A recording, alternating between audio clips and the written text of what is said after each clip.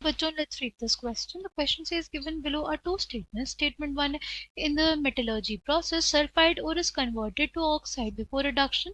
Statement 2, oxide ores in general are easier to reduce. In the light of above statements, choose the most appropriate answer from the options given below. Right? Options are given to us. हमें ये बताना है कि दोनों जो statements दिए गए हैं कौन कौन से. पहला स्टेटमेंट है हमारे पास मेटलर्जी प्रोसेस के according sulphide ore is converted to oxide before reduction. Right, metallurgy process में सल्फाइड ओर को हम ऑक्साइड में बदलते हैं बिफोर रिडक्शन. और स्टेटमेंट 2 हमारे पास है oxide ores in general are easier to reduce. Right, key concept for this question is, key concept इस क्वेश्चन के लिए क्या हो जाएगा, रोस्टिंग. की कॉन्सेप्ट इस क्वेश्चन के लिए क्या हो जाएगा, रोस्टिंग.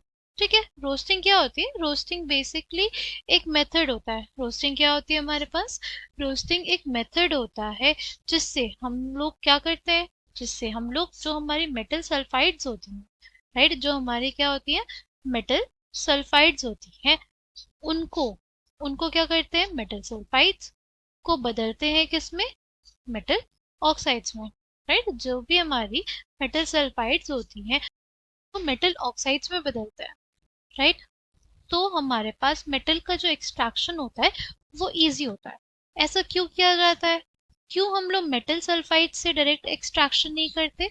सी सिंपली उसका रीजन ये होता है कि जो हमारी मेटल सल्फाइड्स होती है ना, राइट, जो हमारी क्या होती है मेटल सल्फाइड्स होती है ना, वो बहुत ज्यादा स्टेबल होती है. राइट, जो हमारी मेटल सल्फाइड्स होती हैं वो क्या होती है, मेटल सल्फाइड्स हमारी ज्यादा स्टेबल होती है. ठीक है, उनका रिडक्शन आसानी से नहीं हो सकता.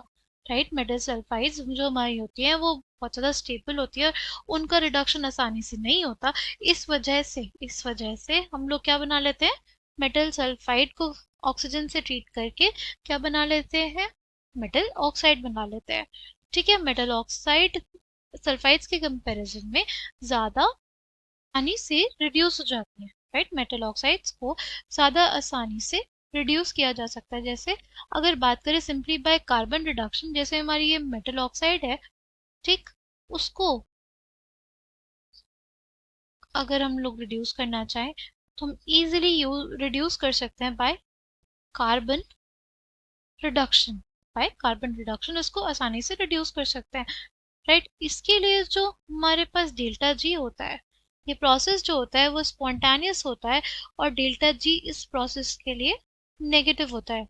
डेल्टा जी इस प्रोसेस के लिए नेगेटिव होता है. अगर उसी जगह पे हमारे पास मेटल सल्फाइड होगी, अगर उसी जगह पे हमारे पास क्या हो, उसी जगह पे हमारे पास मेटल सल्फाइड हो, तो हमारे पास जो डेल्टा जी होता है, जो इस प्रोसेस के लिए फ्री एनर्जी होती है वो पॉजिटिव होती है. वो क्या होती है, पॉजिटिव होती है. ऐसा क्यों, देखो पहला रीजन ये होता है कि जो हमारी मेटल सल्फाइड्स होती हैं वो ज़्यादा स्टेबल होती हैं. राइट, वो ज़्यादा क्या होती है, ज़्यादा स्टेबल होती है मेटल सल्फाइड्स.